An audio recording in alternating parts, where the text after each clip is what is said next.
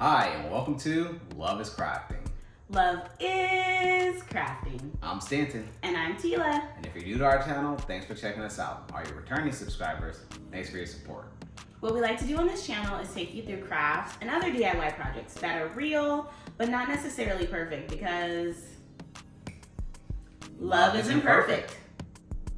And in this video, we are going back to our DTF direct transfer film method, except this time we're gonna try it on dark shirts.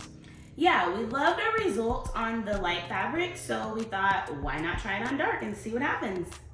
And we know you wanna know what happens too, so stick with us and we'll let you know. Now you can show your support for the channel by liking, commenting, and subscribing. Love is crafting. Love is crafting. You first want to make sure that you have a design ready. You can prep that in whatever design studio you prefer, Cricut, Canva, whatever. And then remember to go ahead and with this paper that we're using, you take the paper directly out, don't flip it, it's already facing the way that it should print. Same way that we described it last video, there's a few ways to get this paper to feed through a sublimation printer. Whatever way is best for your printer is going to be best for your printer. There's a million ways to get this to work. We just put a piece of copy paper behind it and that seemed to do the trick. Next, you want to add the DTF powder directly onto your print after it prints as soon as possible. You want that ink to still be wet and get a good coat on it, and you want to make sure that every inch of your print is covered. Now it's on to preheating the design. All you have to do, 375 on the heat press and just go close enough to heat up the design. Once the powder is cured, if appropriate, cut your design out so that you have the pieces necessary for your project. Next, you prep your t-shirt. Same way as always, one time in the front to flatten everything down, then fold it in half and press it another time to find your center line. This is the point of the project where we realized we made a huge mistake. Remember, we're real, not perfect. Don't forget to mirror your design, guys. Don't forget to mirror it.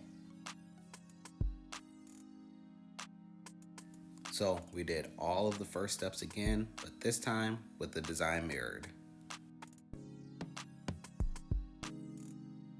Now place your design wherever you'd like it onto your t-shirt and make sure that you use heat-resistant tape to tape it down during the press process.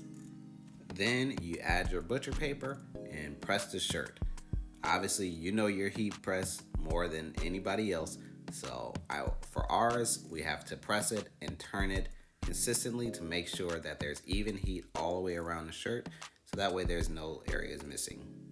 Our total press time was 40 seconds at 375 degrees. This is the time where you have to show some restraint and patience and wait for it to cool before peeling. And at peeling, this is our design. As you can see, the It's My and birthday lines have two different colors, so we figured that the heat wasn't distributed evenly like we wanted, so we attempted to put the top part back in the heat press to see if we could figure it out. After it was all said and done and the top part got more heat, we still had some trouble getting it off, but we were able to fully remove the sheet, and this was our design. So the answer to our question, can you DTF onto a dark colored shirt? It's yes, you can do it with the proper amount of heat and pressure. You can get it to come out great. We didn't, but we think you can.